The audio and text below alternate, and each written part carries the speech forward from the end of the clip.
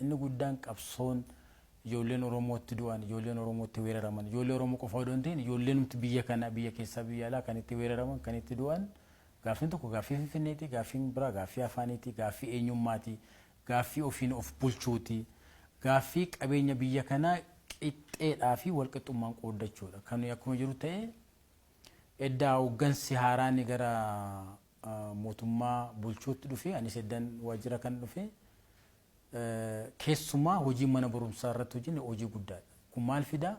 Manni barumsaa afaan Oromoo kanaan dura iddoo afuritti qofaa barate manni barumsaa afaan Oromoo mana barumsaa hunda keessatti akka jalqabu goonee jira jechaadha. Kun maal godhaa? Namni yoo barate Oromoo qofaaf odoo hin ta'in kan hojjechaa jiru namni hundumtuu barate Amaarri yoo barate Tigreen yoo barate warri kaanis yoo baratan afaan kun afaan hojii biyya kanaa ta'uu garsanatti deema. Afaan kana qofaa miti kan gaafachuun irra jiraatu. Afaan Oromoo qofaa odoo afaan biraas dandeettii namaatti jiddu galeessa ta'e afaan barnootaa ta'e afaan saayinsii ta'e afaan qorannoo ta'e afaan hojii biyya kanaa ta'e afaan tokko afaan lama afaan sadii afaan afur afaan shan afaan hojii biyya kanaa ta'uu danda'a kan jedhu kaayyoo sanaa fi ejjennoo sanaan qabanii waggaa dhufummoo mana barumsaa hundarrattuu afaan Oromoon jalqabna. Kun maal fayyada? Afaan Oromoo namni yoo barate Oromoo qofa odoo hin ta'in namni biraas yoo barate afaan kana barate afaan kana jaallate jaalalarraa kan ka'e afaan hojii afaan ittiin maallaqa argatu afaan ittiin saayinsii fi herrega hojjetu ta'a kan jedhu irraa kaasne. Kana keessa gaaffiin hundumtuu deebi'a. Gaaffiin Finfinnees maalis kana hojii wal qabatee deemaa jechaadha. Lagni Finfinnee kanaan dura yeroo adda addaa kaasaatiin tuni. Lagni Finfinnee balfaa Finfinnee qabateeti gara Oromiyaatti ba'a, gara qotee bulaatti ba'a.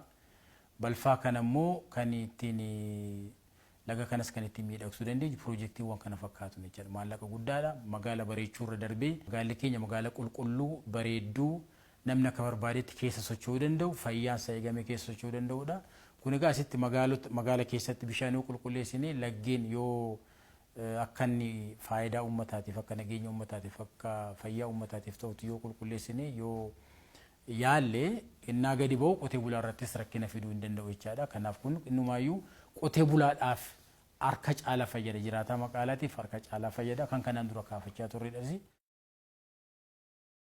Kan murteessu sirna namoonni gaggeessaa jiru sirna paartiin ittiin dorgomudha. Sirna paartiin ittiin dorgomu keessatti iddoo paartiin ittiin dorgomsiisuun beeku jechaadha. Paartiin yoo barbaade Finfinnee ittiin dorgomsiisa ta'a.